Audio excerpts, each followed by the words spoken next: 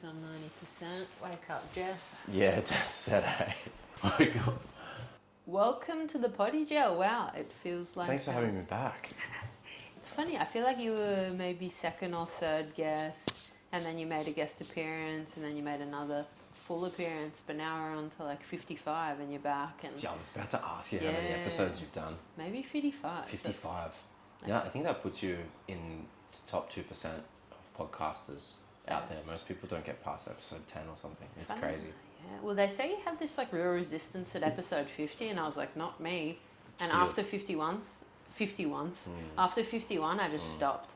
For 6 months, really? I didn't do any. Yeah, I didn't do any. I got this inspiration on this question this morning, so I'm going to roll on it. So the statement is, to be cringe is to be free. What is your thoughts on that?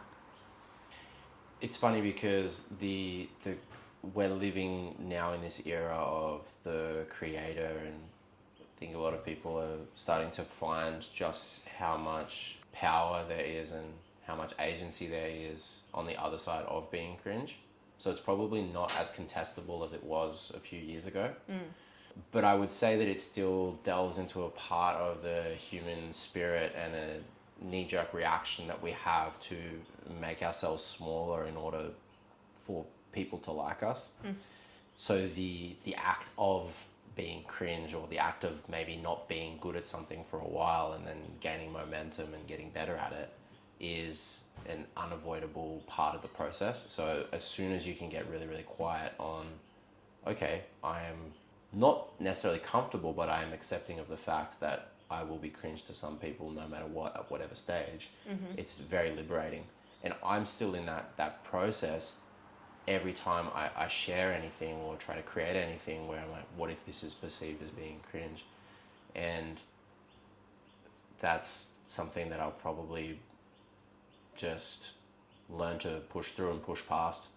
The process of becoming proficient at something or becoming comfortable in something means that by definition you need to get a certain amount of reps in doing it and feeling it uncomfortable, because a lot of people think, okay, I need to feel confident in order to do the thing.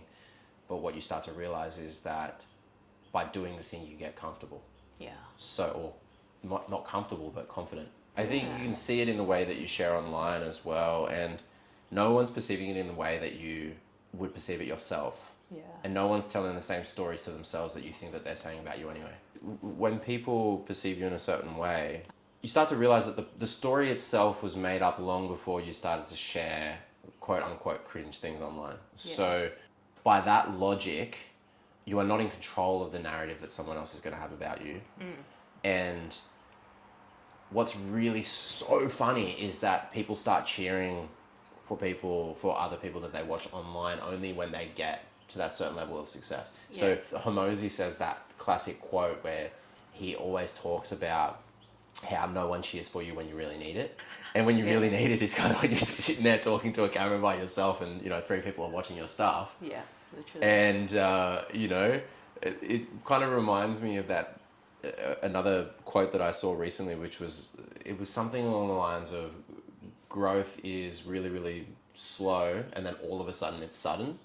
So it's slowing through this thing, going, oh man, I'm creating and no one's really watching and all this stuff. And then all of a sudden something starts to pop off, and then you kind of go there. And then all of a sudden it can go to another level. So unless you're willing to really sit with that marathon, if you want to blow up overnight, you're going to have a pretty painful experience, because most people aren't going to blow up overnight. The people that do work so fucking hard. I'm going to flip a question on you. Who would you say is, in whatever sphere or form, who are some of your favourite creators that push past the cringe? My favourite creators has to be Emma Chamberlain. Yeah, just because she's, from the get-go, she just shared like her whole personality. As she evolved, she shared new ideas. She shared that she was never stuck to an idea or a sense of herself. She would just always be like, this is what I'm into now. And she's gotten more and more vulnerable as she's gotten older. Well, she's definitely wiser, more mature. Yeah. And she can speak to a lot of different demographics as well, which is pretty huge. I mean, I find myself listening. I might not necessarily listen to the same episodes as maybe you or Bibi, but it's there's some stuff there where I go, wow, there is something really, really powerful to be pulled from what she's sharing. For sure. I mean, you talk about now I'm this, now I'm that. Yeah. On that idea, if you write a book, no matter how good the book is or how bad the book is, you're a writer. If you make a film, no matter how good or bad it is, you're a filmer. Same thing with a musician. And I think a lot of people are waiting for permission from other people to go, okay, once I get to this kind of legitimate stage in my career or my artistic pursuit, then I can call myself this. It took me to this year to start saying I'm a director. Yeah. I would say, oh, you know, like I make videos and like I create little things and like I do a bit of this for a bit of that for some clients and stuff. And I'm like, man, if I can't back myself in what I'm doing, why should I expect people to pay me money for my ideas or my directions? Like, why should I expect clients to pay for me to do stuff if I don't even back myself enough to go, this is what I do? And this is probably something that's extremely rampant in all kinds of careers. 100%. And especially this one, because it's filled with cool and mysterious and not, you know, and that's fine too. There's a lot of people who do that really well. It depends what their reason is, you know. So Emma, I like that whole idea of you don't put necessarily a label of this is who I am. You just say this is what I do now and this is what I enjoy. Funnily enough, it's almost not even what she shares that I like. It's literally just the person that she is. But I think we're all deeply a bit strange, for sure. I think we're all a little bit tweaked to some degree. I think so. I mean, it's funny because the weirdness is definitely something for you and I think we struggled with that specifically when we were younger, feeling weird and feeling that our unique traits or our perspectives on things were strange or were weird. Yeah. And that comes from, you know, a few years of that being sort of pushed into us when we grow up, and then our teenage years as well, sort of being a little bit off-center and a bit different to some other people.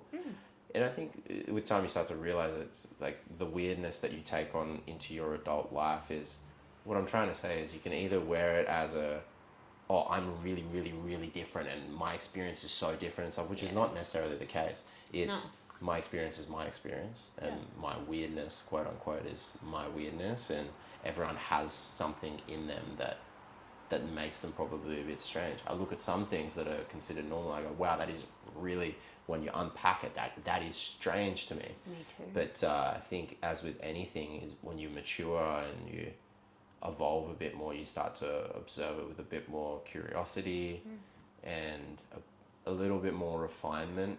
And refinement is the key, hey? Yeah, absolutely. Yeah. It's true what they say. I mean, if you're doing things, I mean, it sounds cliche, but when you're doing things for other people, for the validation of other people, it's generally when you feel obviously the most disempowered. Yeah. And it's generally where if we're talking about the notion of creativity and business and that area, it's also where that will begin to suffer, or the results of that begin to suffer. And that was something that I struggled with for a long time, because I desperately wanted people to like what I was creating. And obviously I still want that. I'm human. I want people to like me and I want people to like what I create. But it definitely made a lot of what I was sharing super fucking vanilla.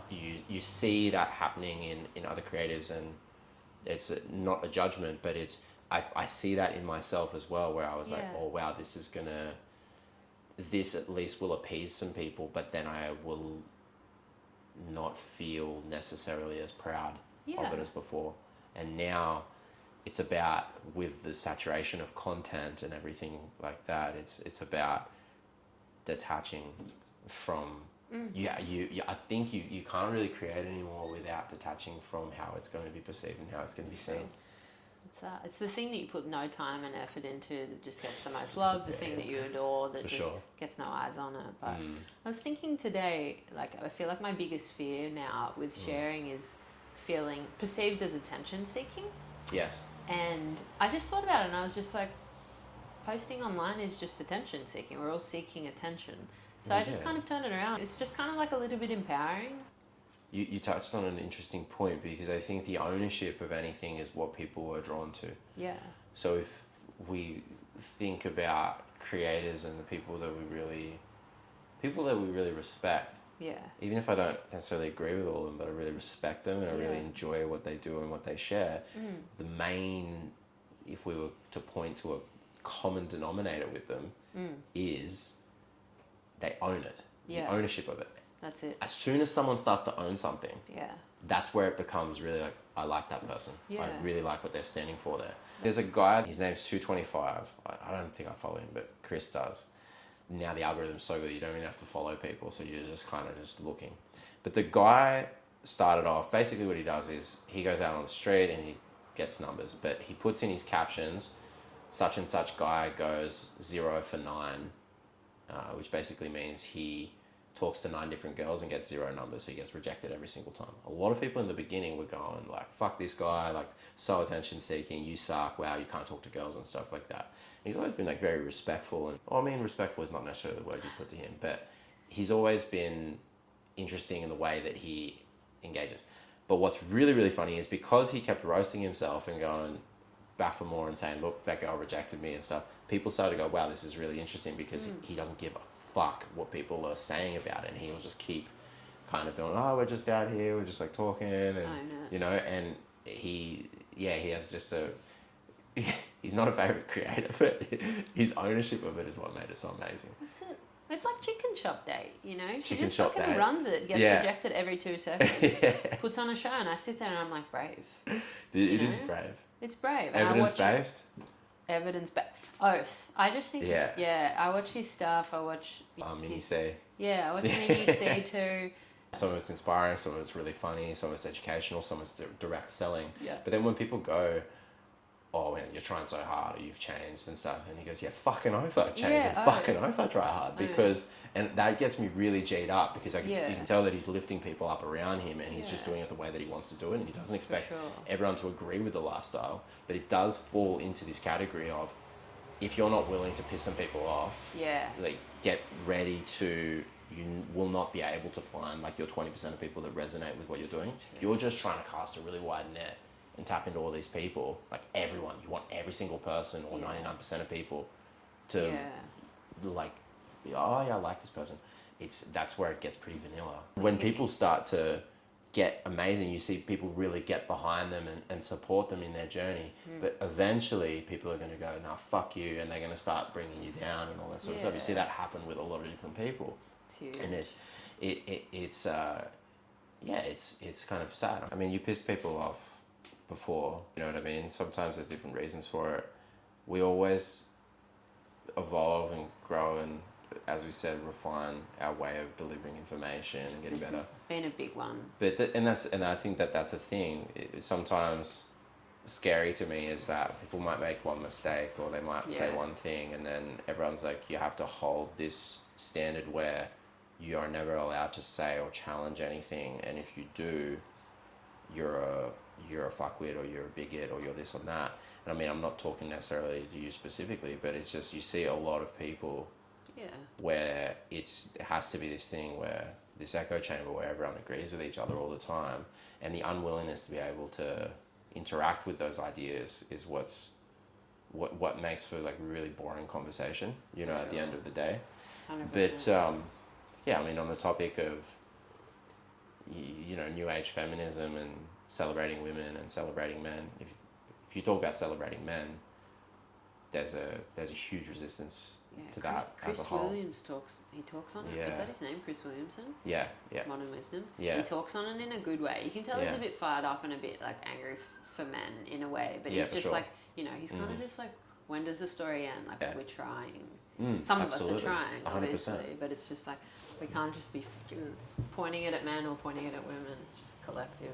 Yeah, how do we build, and how do we talk to new age ideas and new ways to healthily interact together and raise healthy women, raise healthy men and healthy ideas. Big time. And to empower people and listen to people.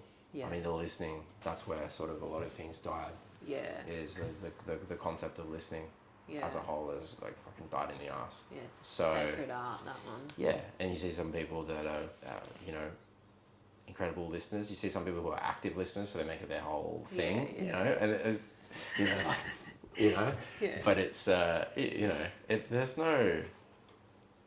Yeah, I think with those topics of conversation, it's just like approaching it with intention and with curiosity. What's your intention behind it?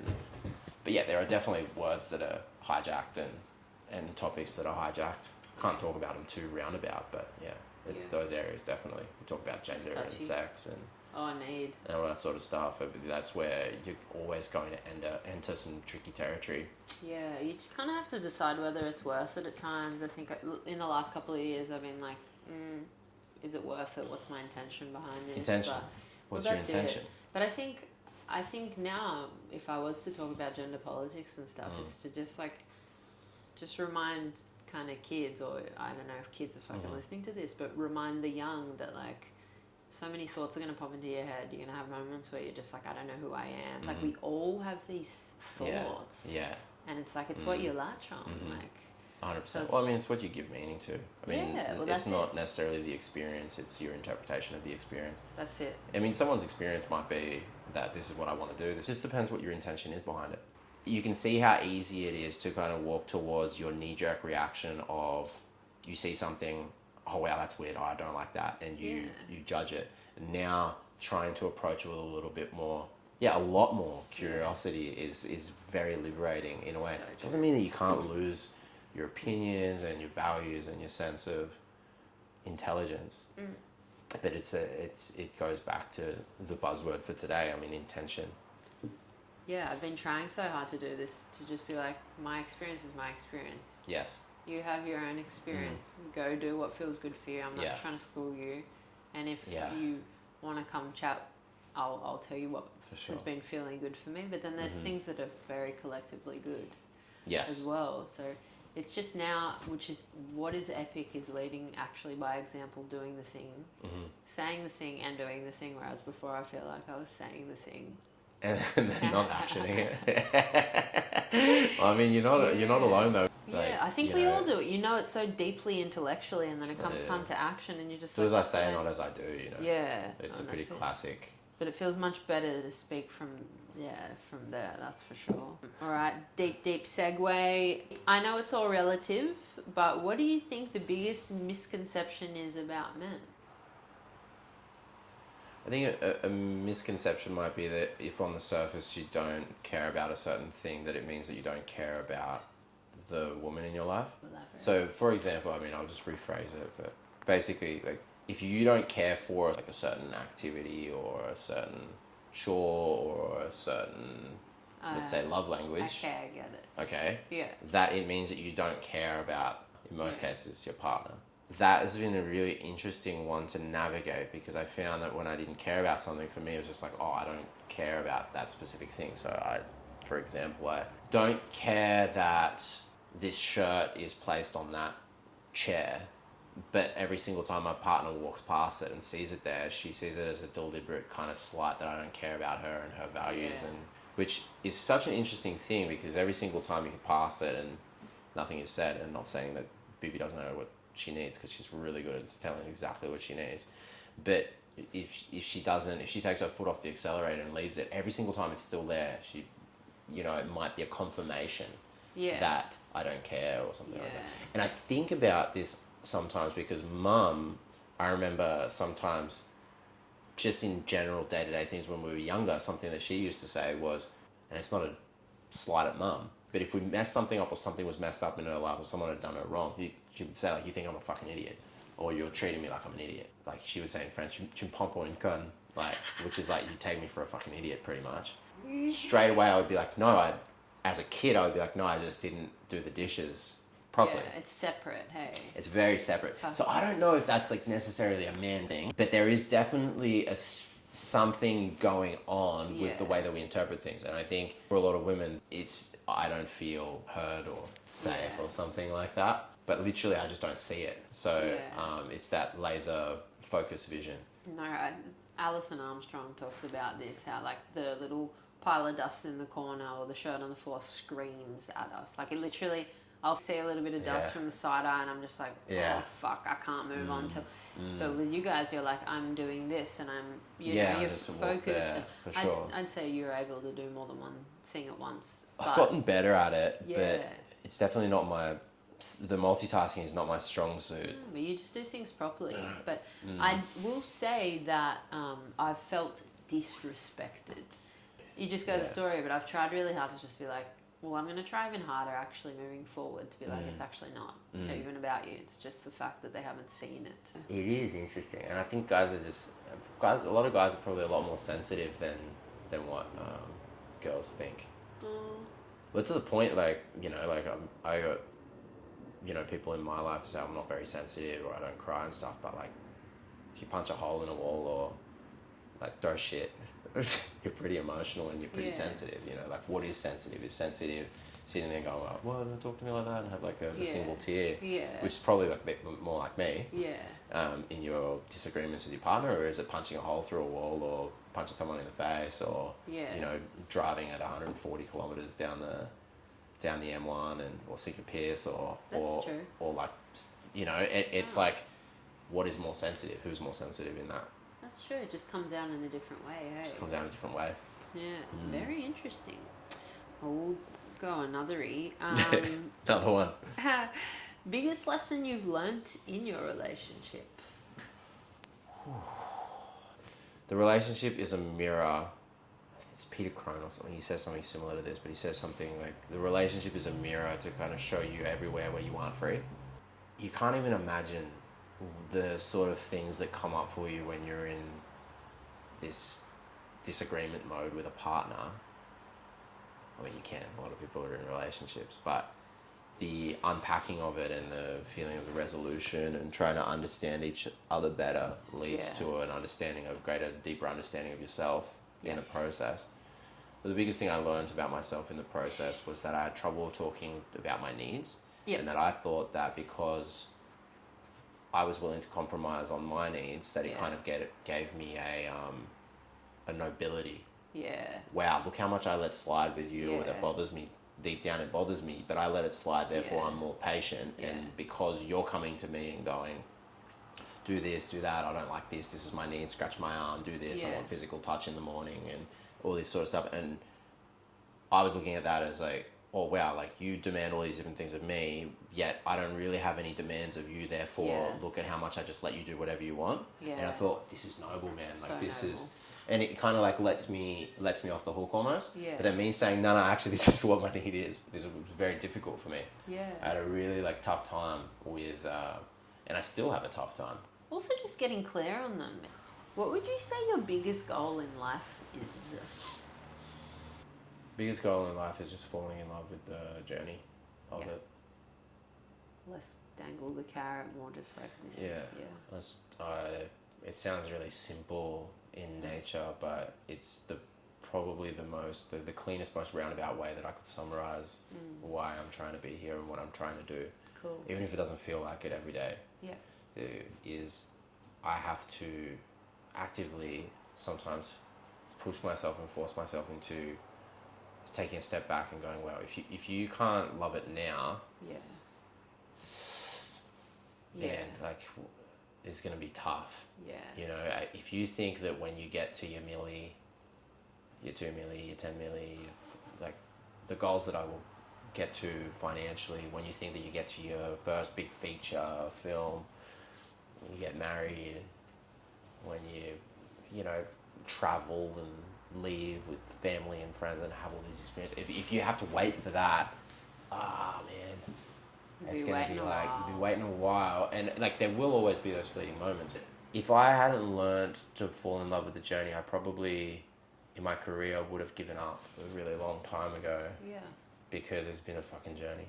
That's it. If I hadn't learned to fall in love with the journey of trying to understand myself better and trying to understand other people better, then I probably would have given up a long time ago and just done fuck all, So true. What would you say your biggest fear is? Getting to like my 90s or my 100s, I'm not sure when we'll live to, but and feel that I didn't give it a red hot crack, I mean, I think a lot of people feel that. That's a big fear for me. Yeah, that I didn't try my best, you know. What's your biggest lesson of 25?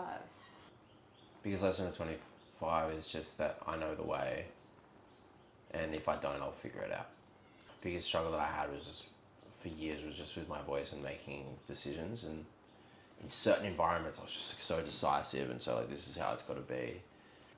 But for some reason it took me this amount of time to go like, wow, like you know what you're doing, and even if you're making the wrong decision in this moment, get the feedback back from it, refine it, make it better.